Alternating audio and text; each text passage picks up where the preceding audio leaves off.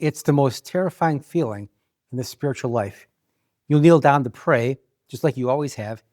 You close your eyes, you open your heart to hear his voice, and you hear absolutely nothing.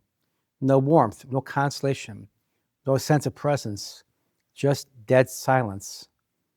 It feels like you're talking to the wall. It feels like God has maybe ghosted you. Many of us panic when this happens. We assume we've done something wrong, or worse, that God has finally given up on us, abandoned us. But what if I told you that this silence isn't a sign of God's absence? What if this silence is actually a specific, necessary mode of his presence? So today we're going to walk into the desert together. We're going to find out why God appears to hide and why his silence might just be the greatest compliment he can pay to your soul.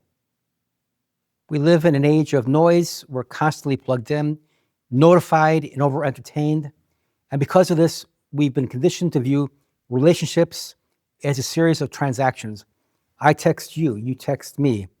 I ask a question of Google, and Google gives me an answer, or 20. Without knowing it, we've applied this transactional logic to our relationship with God. We tend to think of the creator of the universe like a cosmic slot machine. We insert a prayer coin and we expect a consolation win to drop out immediately. The Father becomes a sort of celestial sugar daddy. And when the payout doesn't drop, despite all of the prayer coins we've inserted, when we don't feel an emotional high, we assume that the machine is broken. But we have to use our reason here. If God is truly infinite and we are finite, there must be moments where his ways go beyond our sensory capacity. God's ways are not our ways after all. So just think about a parent teaching a child to walk. When a child is still a baby, the parent carries them everywhere. The parent is vocal, present, holding them tight. But there comes a moment when the parent must set the child down, and the parent steps back, and the child has to walk on its own. The parent withdraws their hands, not because they've stopped loving the child, but because they love the child enough to let them grow. If the parent carried them everywhere, the child's legs will never develop the ability to walk. And in the spiritual life, it's not that much different. The spiritual masters tell us that God does something similar. In the beginning of our faith journey, he often gives us what you might call spiritual candy, emotional highs, answered prayers, warm, fuzzy feelings. This is to get us addicted to the good.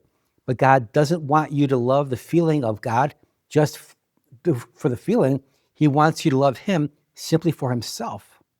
And those are two very different things indeed. So the first diagnosis is this.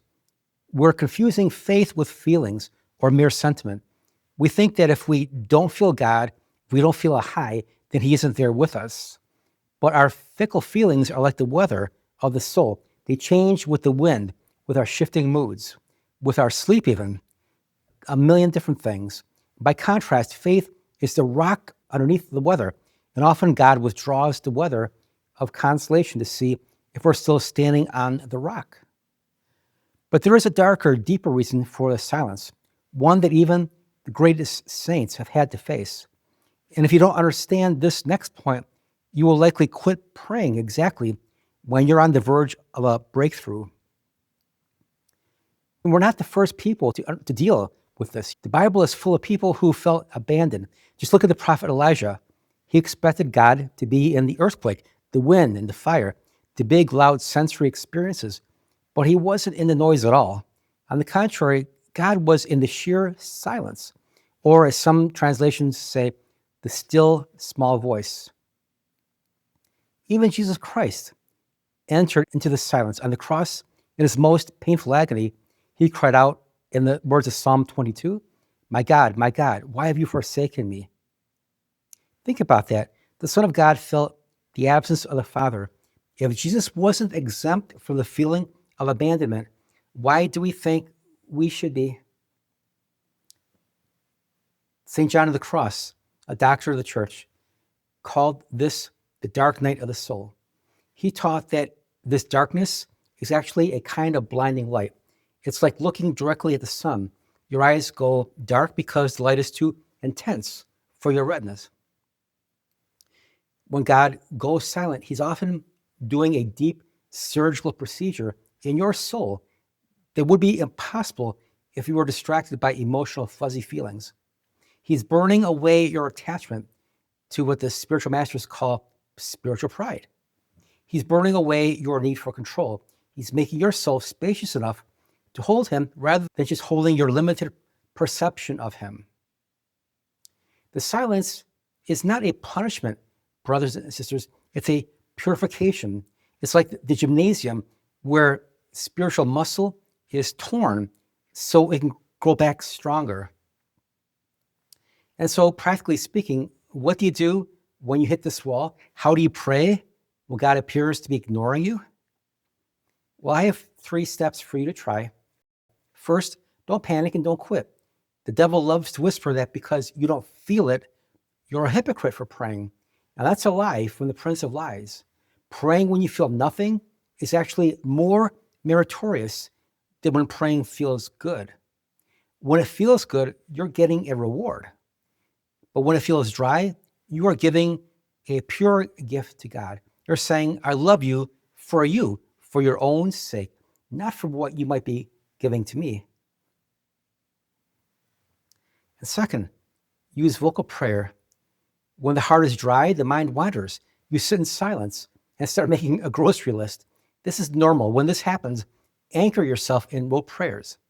The rosary, the Jesus prayer, the Psalms, the breviary. Let the words of the saints carry you when your own words fail. It's okay to just show up and recite the prayers. The faithfulness largely is in the showing up. And third, stop filling the void.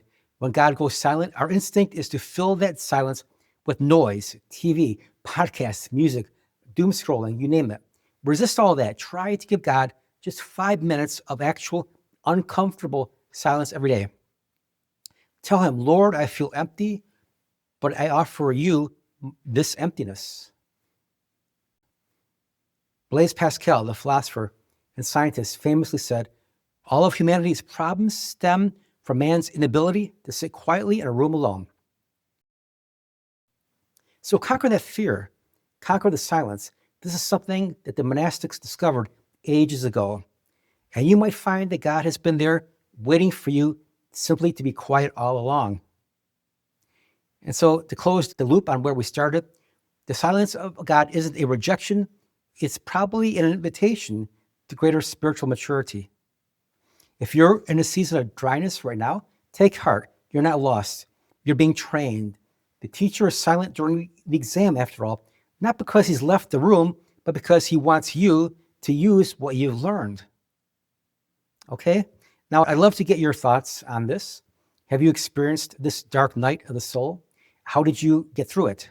Did you agree with my points, or does something challenge you? I invite you to join the conversation and let us know in the comments section below. Also, please subscribe, like, and share this video so that others may benefit, because a life examined is a life well lived. God be with you.